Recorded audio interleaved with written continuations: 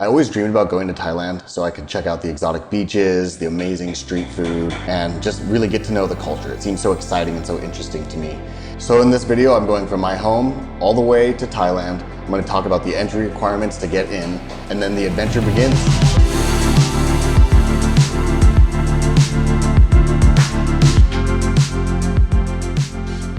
So I started my trip at my house. I flew out of LAX at 1:30 p.m., but to get to the airport way earlier, I had my friends picking me up at 9 o'clock.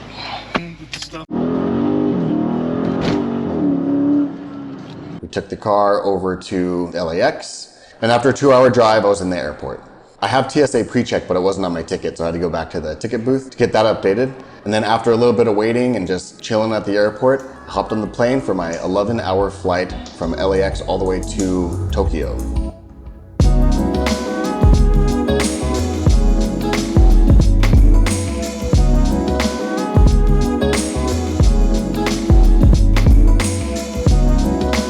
This was my first time trying out this new type of neck pillow. It has vents, so it's really cooling and it gives a ton of support. So that was super nice. They provided this little back pillow that has like a round thing on the side. I felt like I was the most comfortable on a plane that I've ever been. Plus, what I always do is I take my seatbelt and I buckle it in as far as I can, and it just makes sure that I have really good posture. So when I was sleeping, when I was awake, I just never felt uncomfortable, and that for me is a huge deal. I also like the aisle seat, so the flight went by just like that.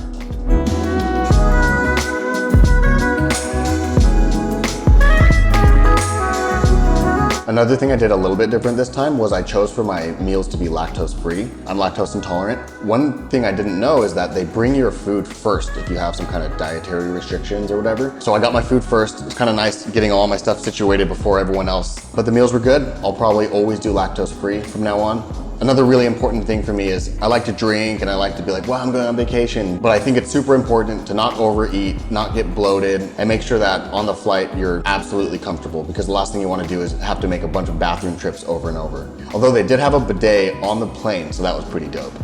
When I got to Tokyo, I had about an hour and 20 minutes, I believe. I didn't know what gate, but I just got off the plane, asked where to go, and they said it's right there. I wanted to get a little bit of Tokyo experience, so I just checked out an airport shop, bought a couple little rice cake things, totally demolished them, and did not open them correctly.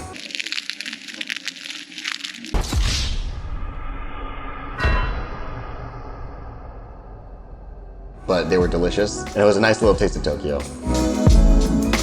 So every country has its own entry requirements, especially with COVID. Oftentimes you need a PCR test, you need a vaccination, and even though I'm not going to Tokyo, because I had a layover in Tokyo, I had to make sure I was following all the rules.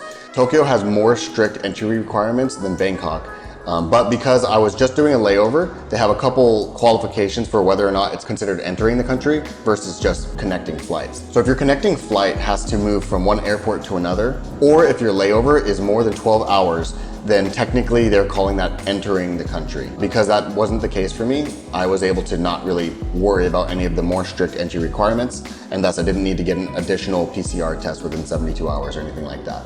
It was pretty painless. I didn't really have to do anything extra. The next step for me was a 6-hour flight from Tokyo all the way to Bangkok, and I was getting pretty excited at this point. I felt like I was 2/3 done with my traveling, my trip over. So I chose to get a window seat this time, which is not my preference. The purpose was so that I could get some really good footage of us landing in Bangkok for the first time, but I forgot that I was arriving at 10:40 at night. Basically, it was black. I wasn't able to get anything.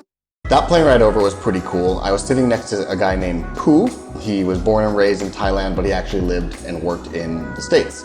So he, as a traveler, spends a lot of time in both places, and he was very familiar with the culture, very familiar with the local area, and he also had a good sense of comparison between the cultures. So we talked a lot about that, talked about what kinds of things I should do, what to expect. And one of my favorite parts about traveling and being a nomad is staying in hostels, meeting the people, and learning. So to me, it actually felt like this was the beginning of the trip. It got me very excited because this is what I came here to do, and I was already doing it on the plane flight over. Pooh, you're gonna be in this video, so if you're watching this, hey, and thanks for the advice. When I landed in Bangkok, everything was pretty easy. I walked through customs. They just asked me a couple questions, asked how long I was gonna stay. They said, hey, do you have a visa? I was like, no, I'm just gonna do the walk-in visa. I'll get to that in a second. They pretty much didn't ask much. They said, how long are you gonna stay? I said, I don't know. They said, how about 30 days? I said, yes.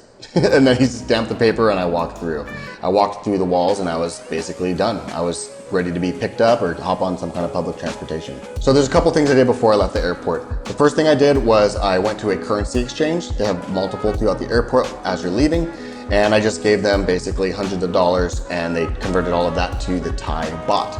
So now I had my first interaction with the actual Thai currency. I had considered getting an eSIM that way have phone service, but with T-Mobile, I'm on the Magenta Max plan and I basically just get unlimited everywhere. I just had to restart my phone, everything reconnected. Now I'm good to go with unlimited talk, text, and data. There's a few different ways I could have left the airport. In retrospect, I could have just taken the train to my hostel and it would have been way cheaper. But because I didn't really know my way around, I wanted to try the Grab app, which is basically like Uber, and that felt kind of familiar because I've done a lot of Ubers. Once I was in the country, I set up my payment method. You can also pay with cash. I used the Grab app, got a ride, just put in my address to the hostel, and he took me there. And then he offered to give me more rides in the future if I want them, so he gave me his card. Once I got to my hostel, check-in was super easy. I went up to the countertop, I told them my name, I think I had to give them my passport. They gave me my room card, they told me where it was and a little bit about where everything was laid out. And that was it. I went up to my room, dropped off my bag. Believe it or not, I was not tired at all. I had just slept on the last flight. I was exhausted from all the travel, but I wasn't tired. And all I really wanted was just a nice cold beer. It was a great way to end my whole travels, having a couple drinks, relaxing, feeling the heat of the night. Definitely very humid here and I expected it, but it was cool to finally be in it. I'm now in Thailand and this begins my trip. It's time to look around. Now that I'm here, it's time to begin to explore. All right, if you like this video, click the like button. If you want to follow me on my journey all around Southeast Asia, click subscribe. Click that notification bell if you want to be notified every time I post a new video. And thanks for watching, and I'll talk to you guys next time. Later.